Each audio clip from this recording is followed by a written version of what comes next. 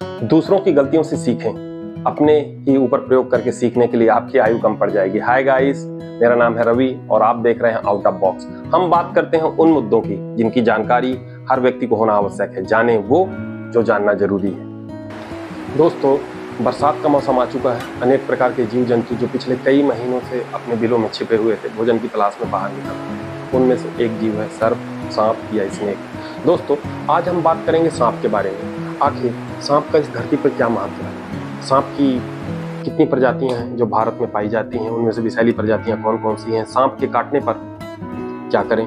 सांप के काटने से कैसे बचें? और सांप के घर या रहायशी इलाके में आने पर क्या करें? इस दौरान हम मध्य भारत में पाए जाने वाले सांपों की ही चर्चा करेंगे। दोस्तों, हमारी मानसिकता ऐसी हो गई है कि सांप का नाम सुनते ही पहली बात जो हमारे दिमाग में आती है वो यह है कि डंडा कहाँ है और मारो।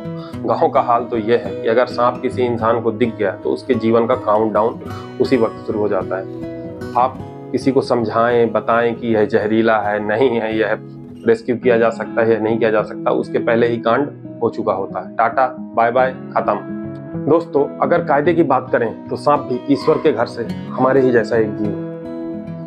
उसे भी इस धरती पर अपना पेट भरने, घूमने फिरने और अपने ही तरीके की संतान उत्पत्ति करने का अधिकार है। बरसात के मौसम में यह जीव बिलों में पानी भर जाने के कारण, उमस के कारण या प्रचुर मात्रा में बाहर भोजन की उपलब्धता होने के कारण भोजन की तलाश में बिल से बाहर आता है। मानव जनसंख्या में बेतहाशा वृद्धि और प्राकृतिक परिवेश में लगातार कमी और प्राकृतिक परिवेश में इंसान के द्वारा घर बनाए जाने के कारण जीव जंतुओं के आवास में बड़ी कमी आई।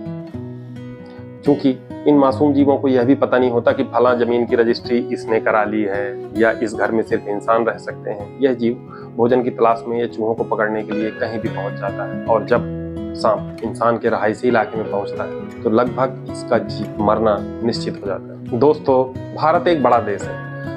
विभिन्न भौगोलिक एवं जलवायु संबंधी विविधताओं के चलते भारत में सांपों की 300 से भी ज्यादा प्रजातियां पाई जाती हैं। अगर इनमें जहरीली प्रजातियों की बात करें तो मध्य भारत में पाई जाती हैं वो common krait, Indian cobra, Russell viper और इंडियन सॉय स्केल्ड वाइपर है। इन्हें बिग फोर के नाम से भी जाना जाता है।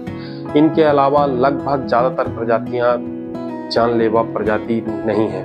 ये 4 प्रजातियां ही भारत में सर्पदंश से होने वाली मौतों के लगभग 75% से ज्यादा की मौतों की जिम्मेदार। दोस्तों, अगला पॉइंट है कि सांप के काटे जाने पर क्या करें।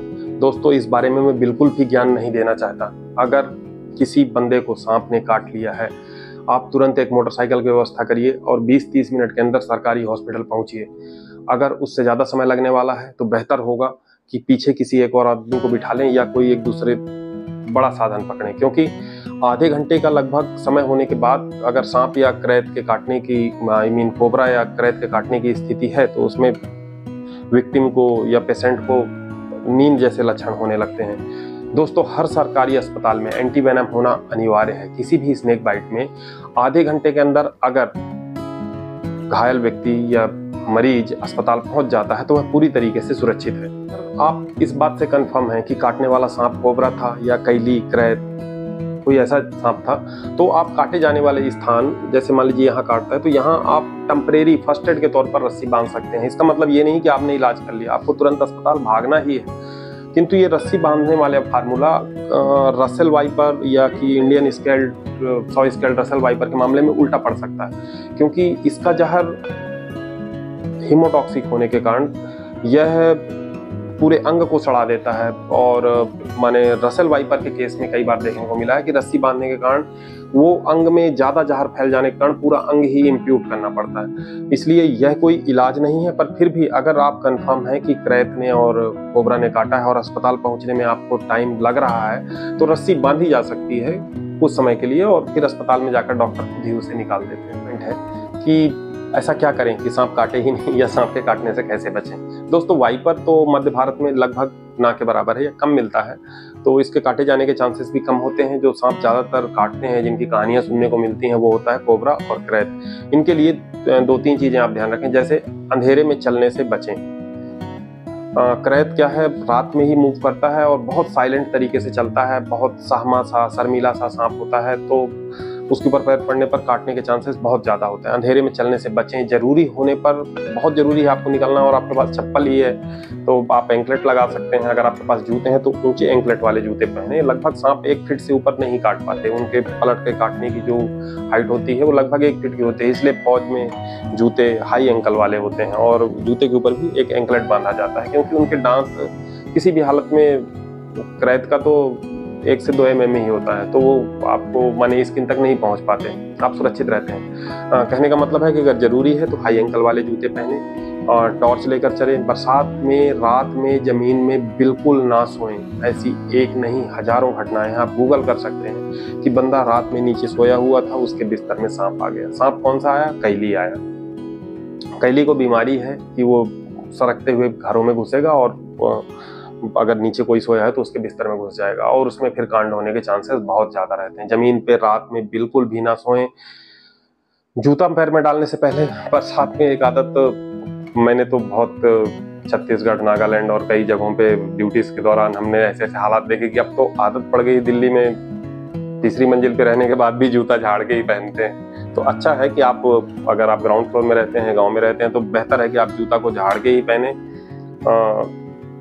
कुछ ऐसे उपाय करें कि घर में चूहे ना आए। सांप के घुसने का सिर्फ और सिर्फ एक ही कारण है चूहे, क्योंकि चूहे बिल बनाते हैं और ये थर्मल ट्रैकिंग करते हैं सांप, ये अलग विषय है। उसके तहत ये जहाँ जहाँ चूहा चला होता है उसी रास्ते को फॉलो करते हुए और वो घरों में घुस जाते हैं। गाड़ी या हेलमेट को भी इस्तेमाल करने से पहले एक बार जांच करके पहने, बेहतर होगा।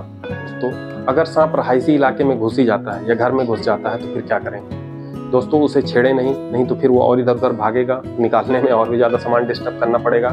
अगर आपके आसपास कोई स्नेक रेस्क्यू या कि सांप पकड़ने वाला है तो उसे कॉल करें, नहीं तो फॉरेस्ट डिपार्टमेंट को कॉल करें। फॉरेस्ट डिपार्टमेंट की जिम्मेदारी है कि वन्य जीवों का संरक्षण करें और उन्हें सुरक्षित जगह तक पहुंचाए।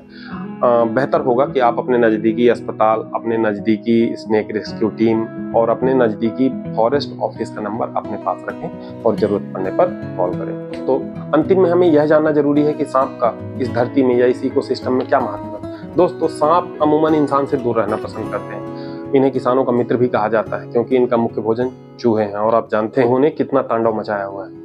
कई लाख टन की फसल हर साल चूहे बर्बाद करते हैं। चलिए, यह अन्य कीट पतंगों को भी खाते हैं। इनके जहर से अनेकों प्रकार की दवाइयां बनाई जाती हैं। ये अगर इंसान को काटते हैं या कहें कि इनसे जब ये इंसान को काटे जाने वाली गलती होती है तो यह निश्चित ही भूलवश ही होती है। हम इन्हें बड़प्पन दिखाकर इन्हें इनके प्राकृतिक परिवेश में छोड़ सकते हैं। दोस्तों, सुरक्षित रहें, स्वस्थ रहें, बढ़िया से रहें। दोस्तों, मैंने एक जानकारी भरा वीडियो लाने का अपना वादा पूरा किया। अब आप अपनी जिम्मेदारी का निर्वहन करें। Subscribe it now.